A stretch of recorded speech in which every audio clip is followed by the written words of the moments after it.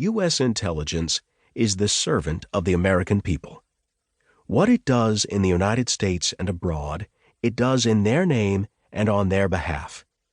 In our open and democratic society, spies should not be making their own rules. The American people should have a voice in how U.S. intelligence operates and what the moral limits are. Ordinary citizens have no need to know the details of specific operations, sources, or methods, but they should have input on how our country conducts itself overseas and at home as it fights the war on terror. The first step, I believe, is for them to know what the world of intelligence is really like and what the moral issues intelligence professionals often face are. That's my objective here. Public awareness must be raised before the country can have a well-informed, serious, and nonpartisan debate on the moral dilemmas of spying. I hope my book opens some eyes and causes some hard thinking. A note to the listener: several pieces of this book are redacted in its print edition. Whenever redacted material appears, I will state redacted. Introduction. A Career Under Cover.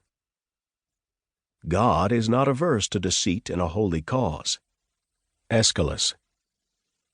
Hateful to me as the gates of hell is he who, hiding one thing in his heart, utters another.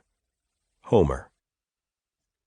When I was growing up in Iowa, I wanted at various times to be a lighthouse keeper, a catcher for the New York Yankees, a fishing guide, an actuary, or a lawyer.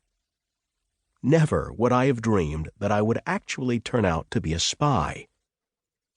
I was born in the small town of Lamars, Iowa, but was raised in West Des Moines, a suburb of the capital Des Moines. After graduating from high school, I went to the University of Iowa in Iowa City, the only school to which I applied.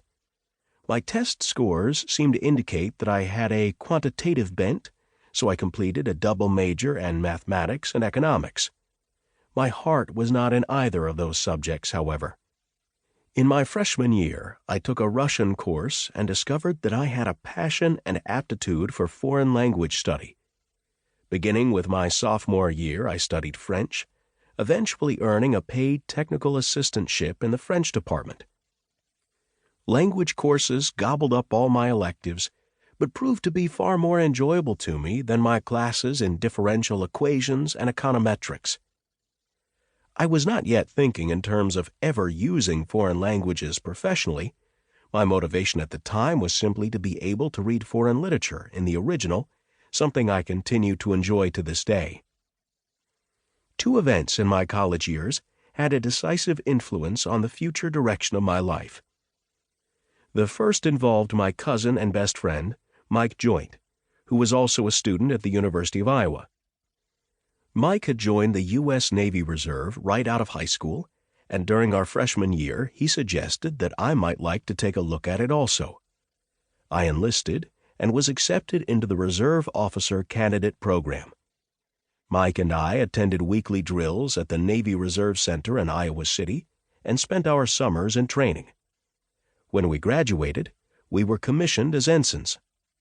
I served aboard guided missile destroyers and frigates, deploying several times to the Mediterranean, the North Atlantic, and the Caribbean. My knowledge of French came in handy, and I accompanied the Commodore as his interpreter when he made calls on French naval officers and government officials. For several weeks I was assigned as the American liaison officer aboard the French flagship Le Cossard during joint exercises with the U.S. Navy. These experiences in the Navy reinforced my interest in foreign languages and travel. They also planted the seed for an eventual career in public service. The second influential event of my college years was the receipt of a Christmas present from my uncle, Dr. Robert Joint. Bob gave me a copy of Alan Dulles' book, The Craft of Intelligence. This was my first exposure of any kind to the world of intelligence. The book fascinated me, but it did not quite seem real. Even if spying existed as Dulles described it, it would certainly be out of reach for a boy from Iowa. It